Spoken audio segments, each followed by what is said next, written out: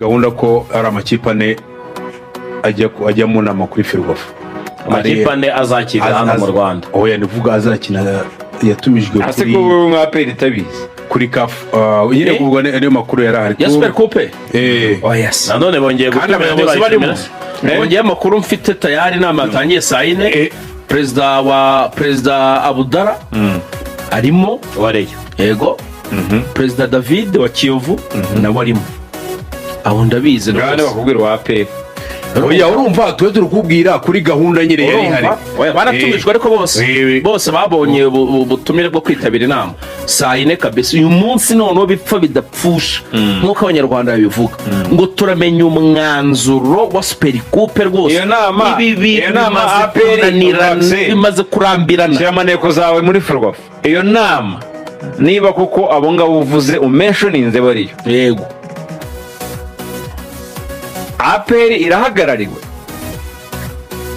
Ndaje wembariza kuko undusha suruse nyinshi mbaze drone zanjye z'ubutasi menye ibyari byo ariko nicyo nibaza ariko bwa APR itahagarariwe APR idahagarariwe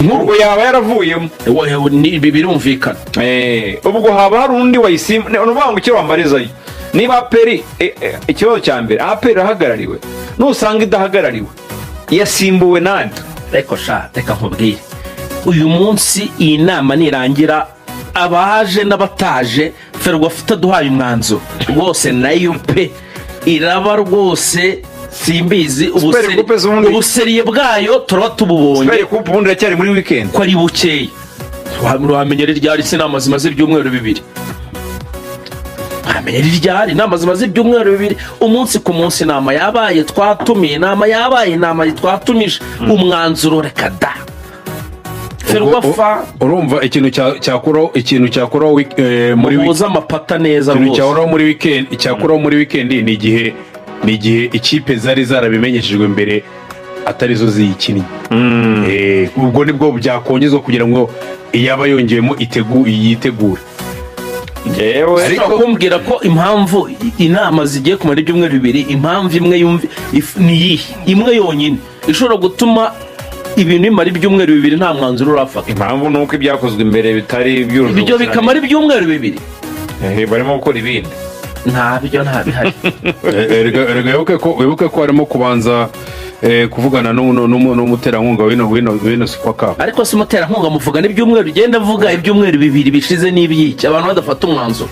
Umuterankunga baravuganye amafaranga yarayemeye agomba kuzaba. Ibijyanye n'umuterankunga nta kibazo gihari. Ferega ntabwo ibintu yigaho gusa ari ibya Super Cup harimo n'ibindi. Ndavuga ngiye inama za Super Cup zigiye kumara ibyumweru.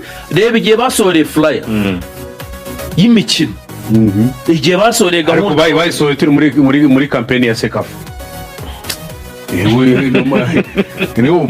Focus yari kuri Sekafa no gutegura imigendekere myiza ya Sekafa. Ayo Ferwafa se nayo yari muri Sekafa. Ferwafa se yari ifite mu nshingano gutegura Sekafa ikagenda neza. None se basohoye flyer bakora ama post nta nama.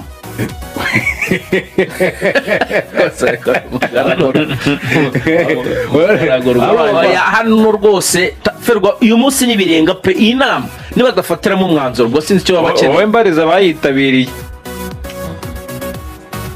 APR itajemo abona bongeye bakavuga bati niba itajemo izindi nama zirakomeza kuko jewe makuru mfite iyo nama APR nayise kibamenyesha ndi makipe ntibayimenyesha ariko we ntago byashoboka niba APR itariyo ngo bayikuyemo. None se wayikuramo ngo ntuyimenyeshe mbese wowe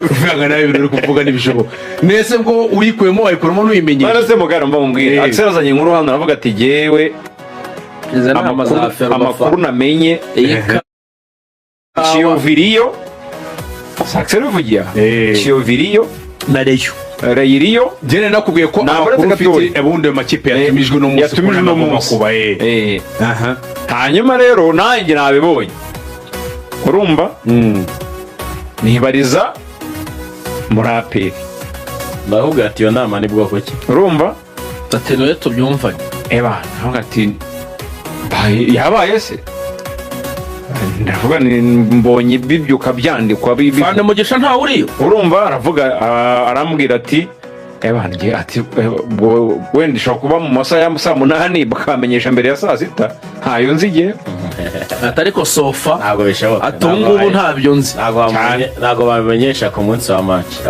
w'inama ubwo rero niba bamubwiye ngo mbariza ngo APR irahagarariwe mu bidarubindi wenda umuntu nabajije muri APR ashobora kubona amakuru afite hari undi wenda wagiyeyo oya nese wowe wabaza umuntu utari mu mwanya wo utagira sosi y'amakuru wabaza arubanga nawe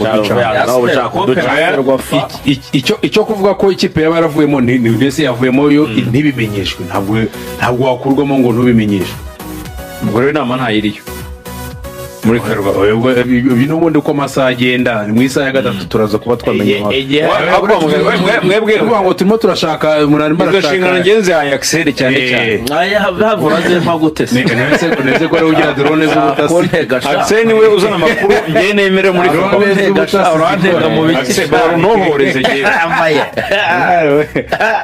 barunohoreza abakunzi ba Radio Rwanda babwire amakuru neza tureke kuyaspekiraho rwose umbarize neza nibyo ariko rwose Ferwafa itubabarire babarira abanyamupira uyu munsi sohora umwanzuro rwose pe abategura kuzareba imikino bitegure ama ekipe niba ari ayitegura nayo yitegure amenye uko apanga gahunda zayo ariko ibintu byo kwimura inama uyu munsi twabuze umwanzuro ejo tuzongera duterane rwose pe rugango rebuke ko Ferwafa n'ubundi iri na busy mu gutegura sekafa y'abagore kuko izi sekafa zibera ku gabo no se ryari tabaye busy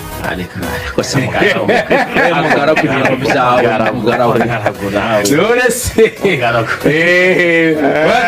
turacyari kuri APR iri bizi gutegura twahereye ukanye zavuga ngo iri no gutegura ngo imikino ngo mpuzamahanga twahereye kuri APR na CAF dukurikiza APR na Ferwafa katugiye kuri APR nyirizina noneho na Elimelek mu mikino ya gishuti sibyo se reka tubanze ku munsi w'ejo umukino wa gishuti wahuze ikipe y'ingabo n'ikipe ya Elimelek.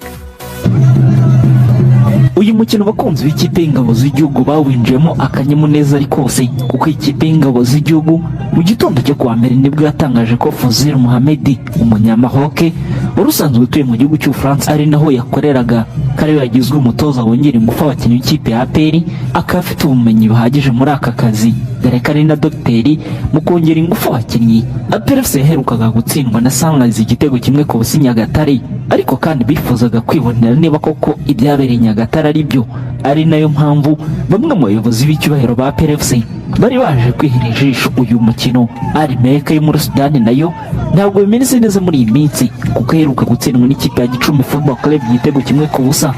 Amakipe yombi yasoje kwishyushya ku isaha y'isa 11:45 asubira mu rwambariro kujya kwitegura umukino wagombaga gutangira ku isaha y'isa 12 z'umugoroba. Umukino watangijwe n'ikipe ya Elimelek ndetse itangira wihariye cyane gusa ubona ko abasore bayo bagerageza gukoresha imipira miremire ariko n'ubundi ku basore b'ikipe ya APR bakomezaga guhagarara neza mu bugarizi bwayo. Ku munota wa 5 ikipe ya APR yabonye uburyo bwa mbere bw'igitego ariko biranga. N'umupira mwiza wazamukanywe na Mamadou Traoré aha neza William Togi ariko agiye gutera umupira asanga abasore ikipe ya Elimelek bahagaze neza bawushyira muri koroneri itaragize ikitanga. Ku munota 18 ikipe ya Elimelek yagerageje uburyo bufatika ku mupira mwiza wari uhawe Mutazi Hashim Mohamed Idrissa ari ku ishoti umunyeza w'ikipe ya APR arawufata. Ku munota 30 ikipe y'ingabo z'igihugu yarase igitego cyabazwe ku mupira wazamuwe usanga Mani Michel ashyiraho umutwe ari kunyura ku ruhande ho gatoya binyuze mu barimo Mamadou Traoré na Mani Michel. APR yakomeje kubona uburyo imbere y'izamu ariko kunyeganyeza inshundura bigakomeza kugorana byatumye igice cya mbere kirangira amakipe yombi yanganyije ubusa ku busa. Mu gice cya kabiri APR yaje komeza kwihara umukino ifungura amazamu ku munota 61 ku gitego cyatsinzwe na Mani Michel akoresha umutwe ku mupira yari ahawe na William Togi. bidatinze ku munota 67 ikipe yatsinze igitego cya kabiri ku mupira Memera Dao yari ahaye ibyiringiro Jean Gilbert Kagege azamuka yiruka ari kuri shoti riruhukira mu rushundura. Ku munota 72 umutoza wa PRFC Abdelrahim Tarebo yakoze impinduka akuramo Memera Dao na Man Michel yinjizamo Uyaremye Fidari nta kimuke wanuka. Ku munota 88 Uyaremye Fidari wari winjiye mu kibuga asimbuye yatsinze igitego cya gatatu. Umukino wangira ikipe ya PRFC itsinda rimereka ibitego 3-0. Abakunzi ba PRFC bongeye kuryoherwa n'ikipe yabo nyuma y'aho abakinnyi bagaragaje imbaraga no guhatana ariko bakanerekana n'umukino mwiza. Twebwe turashaka Rayon Sports ngo umwana yigeze ipantaro ya papa we abanye mukwiragira ngangana nasi iriya kipe ni ibyishimo bifite bitoya nitwe tuzabimenamo amazi nibareke hano ibintu byose bizabera ahangaha ubaka kanya Rayon Sports nize nyine ipfa kwipima n'ikipe nziza oya twebwe urwego za piramide nazo ntabwo tujya ku rwego ubu turashaka Zamalek ni Kigali. Urabona ko bigurutse bibaye izi ni intangiriro rwose ikipe imeze neza ubundi useka neza n'useka nyuma ni ukuvuga ngo twebwe turi kwitegura shampiyona n'indi mikino yose. Ibintu bya Rayon ntabwo bigira igihe kinini, ibintu bya Rayon ntabwo bigira garanti. Rayon Sports yishimye kubera ko ibona peri itaramenyerana turi mu bihe bibi ariko Rayon yanyu Mireke nyikubisa nyirusha wabibonye. Rayon Sports ngiye kuyangisha abanyarwanda nyangisha abanyamakuru aperi yangira ryose. Fitness yarakenewe ukiri mutoya w'umujene yaje ariko ikigaragara cyo ni iminsi mike hamaze. Urabona yuko haba mentalite y'abakinnyi urabona ko byahindutse bitandukanye n'indi mikino twakinaga. So ndumva rero nibimara ko namara kuba byibuzana nk'amezi 2 cyangwa se ukwezi kumwe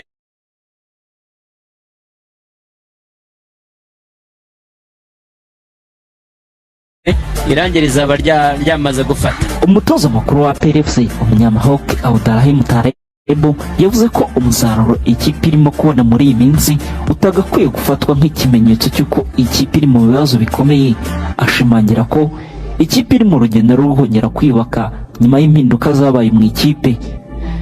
PRFC ikaba ikomeje gukina imikino ya gicuti itegura umwaka w'imikino 2026-2027. Iyi PRFC yatsinze ikipe ya Mireke ibitego 3-0 kuva yasezererwa mu mikino ya Sekafa Kagame Cup.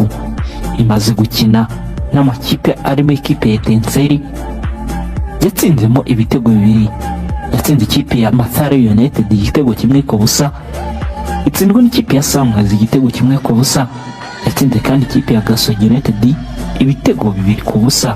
Iyi PRFC ikaba irimo kwitegura umukino w'ijoro ry'ibanze mu mikino ya Champions League